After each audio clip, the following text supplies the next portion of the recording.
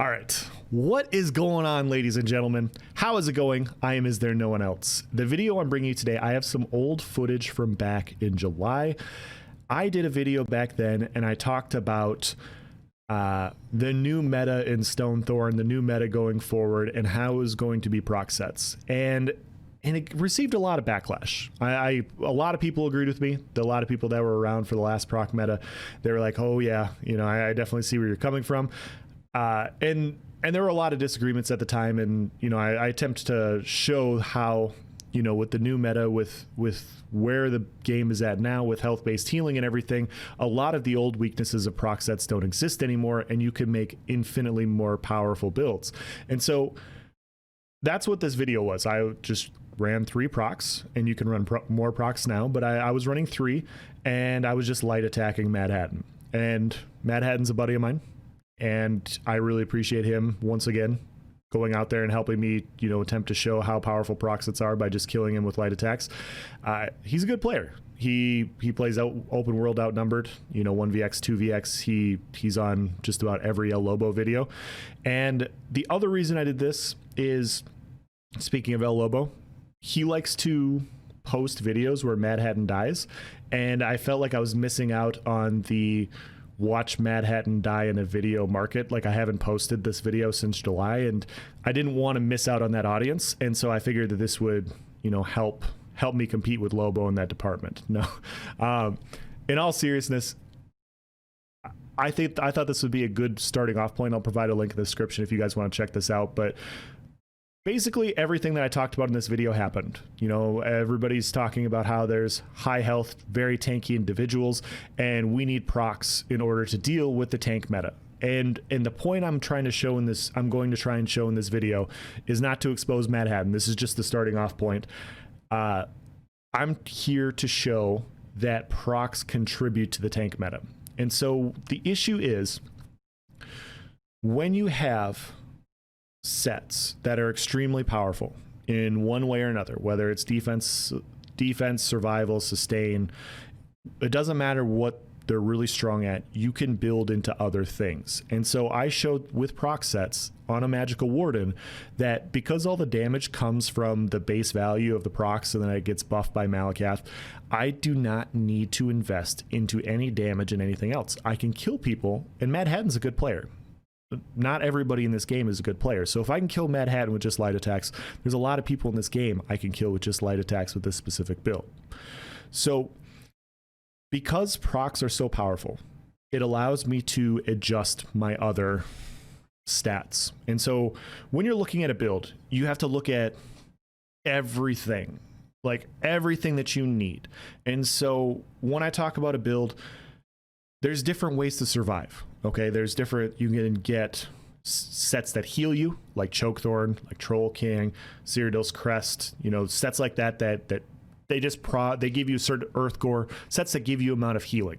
Healing is defense. The more healing you have, the more defense you have.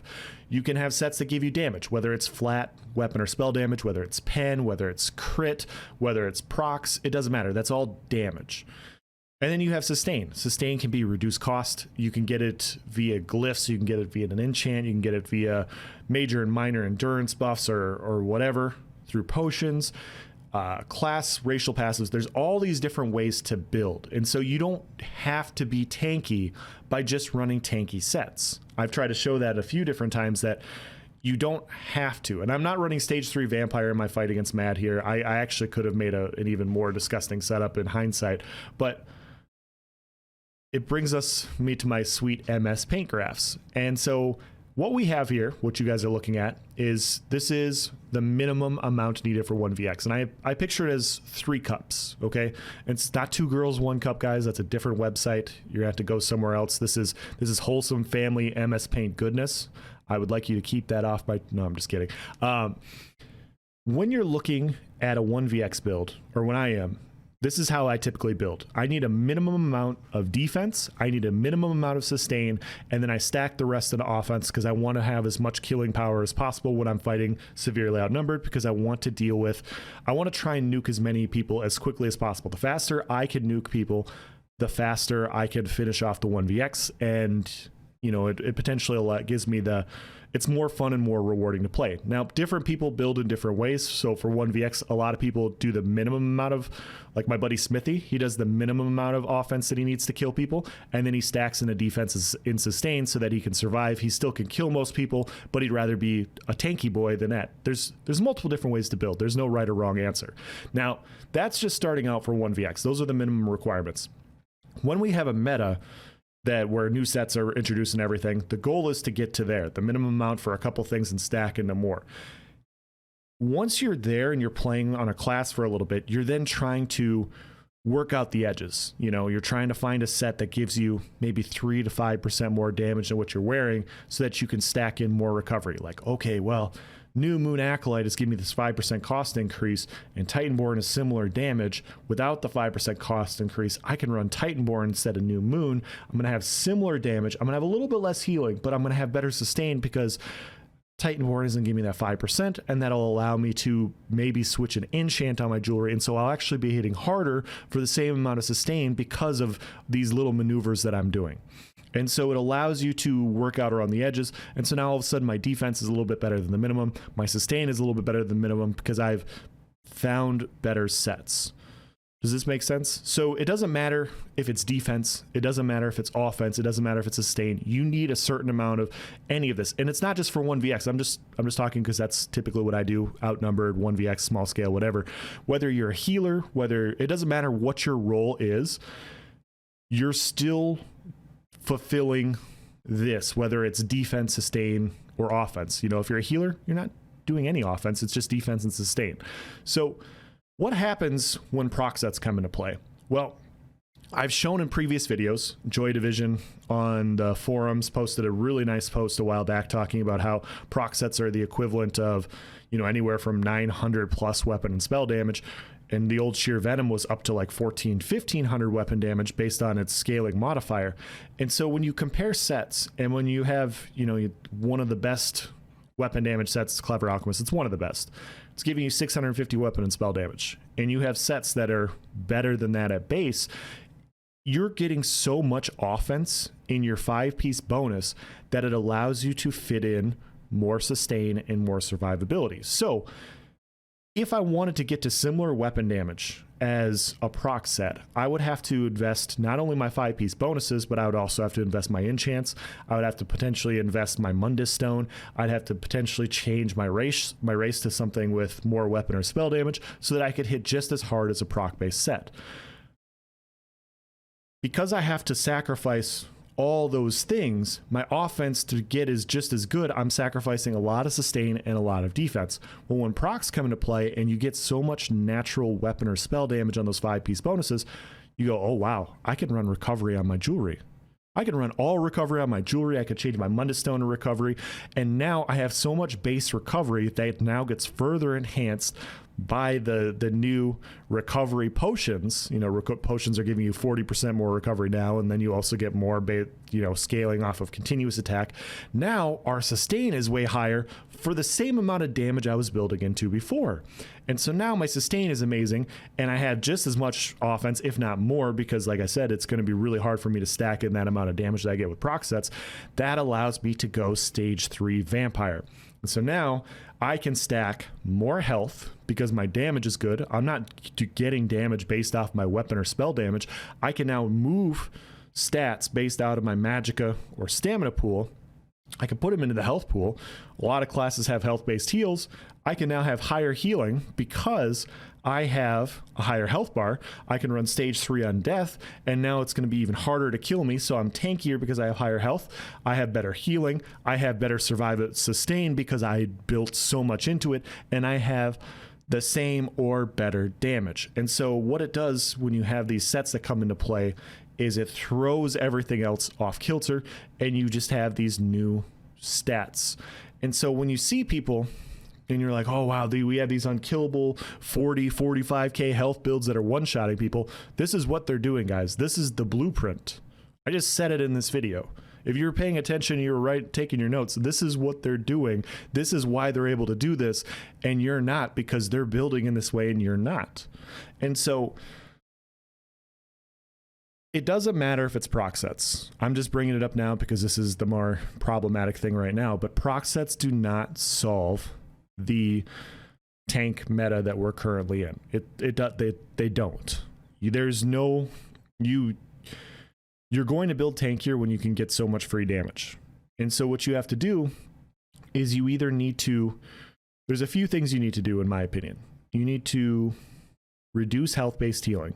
And so you got to put a cap on it so that you can't just invest so much into health. The reason the old proc meta was a little bit more risk reward, especially once they nerfed Black Rose, was because your healing just, you couldn't get great healing by running a bunch of procs. So because you couldn't get a great healing, you had to sacrifice something in order to get that healing or your defense up. You know, so so the old setup was Black Rose at the time, and so that gave you so much sustain and survivability because you were in heavy armor that you were able to run procs everywhere else. And like I said, I'm gonna say it again because I want to get this thought out, but it doesn't matter what the set is. If they come out with a set this next PTS that's like 30,000 resistances, that set is going to be insanely powerful because it's so much more resistances than anything else that exists. And because that set gives you so much more in that department than anything else you can get, you can run that set and you can literally just build in everything else that you need across the board. And so now all of a sudden we're going to have a tank meta because all of that is built in. If they come out with a sustain set for a 5-piece set, gives you 3,000 magic or stamina recovery, whichever is your highest stat, let's say that's what it is. You're going to have so much sustain on that set. You can run tri-stat food. You can do all these other things. You can adjust your other sets in order to have survivability. And so you would see a healer running that set in a heartbeat because they'd be able to infinitely cast and spam heals. And it would make, you know, the meta extremely tanky. And so what you have to do is you have to find a balance for these sets. And it's not easy. You know, I'm not saying it is. I'm not saying that it's an easy thing to do, but regardless of whatever it is, and last year it was New Moon and Fury. Those two sets were so much better than everything else that, you know, it just made the most sense to run. You could get so much healing off of those two sets that was your defense. Your healing was your survivability. And then you built in the minimum amount of sustain, and then you could go full offensive. You know, the more weapon and spell damage or weapon damage you built in, the better your defense was because your healing was higher. And so then that allowed you to just stack as much as possible. It made you tankier, made you harder to kill. And that was the meta for stamina classes a few years ago. Hopefully I'm just showing it's not just proc sets. When stuff gets off kilter like this, when some stuff is clearly better than the others, it needs to get adjusted. Now, as players, what do we want? You know, do we want a tank meta? No. Do we need procs to solve a tank meta? No. Procs do not solve it. Procs are so much better right now that you either need to bring stuff up or you need to bring procs down. And I'm not saying nerf them into the ground or anything like that. Like I've said before, there's multiple different things you can do to adjust proc sets to where it's not as beneficial to stack them. It's not as beneficial to have them carry your damage so that you can run things like stage 3 vampire. If procs didn't give you as much damage as they currently do, you wouldn't be able to stack in all sustain. You wouldn't be able to run stage 3 vampire. And so all of a sudden, procs would be decent damage, but then they'd have to sacrifice something else. And so you wouldn't have these monster builds that we have now where everybody just has everything, which is not fun for PvP for anybody. You know, nobody likes running across a build that can't die, hits really hard, and infinitely sustains. There's no give or take there. And that's the problem when you start building, you know, coming out with sets like this and giving all these awesome alternatives, is when some of these sets get off kilter, this is what happens. And so hopefully my sweet MS Paint skills convinced you guys. Hopefully this kind of showed you what I've been trying to explain in multiple videos and, you know, in my Discord and everything. Procs do not solve the tank meta. Procs further enhance it, because if you're not running procs with them, they're going to just do more damage. They're going to out-sustain you, and they're going to take a lot less damage than you do. That's just the way it is. And I know people are going to be like, oh, I can't believe I can't believe you're spreading this word and allowing this to spread. And it's like, I talked about this in July, guys. You know, if you've been following my channel, This has been brought up for 5 months now. This is brought up the last PTS, the PTS before that. If people are only just catching on to how powerful procs are right now, where have you been? Where have you been? Because you sure as hell haven't been on my channel. You sure as hell haven't been in, you know, my Discord or anybody else's channel or in the forums, or you haven't been on Twitch. I don't know where you've been. So yeah, this is what it's been for the last 5 months. This is what it's going to continue to be until it gets adjusted. And we need to figure out exactly everything we need to go after. And like I said, I would tackle health-based healing. I would personally reduce proc sets or raise weapon and spell damage sets.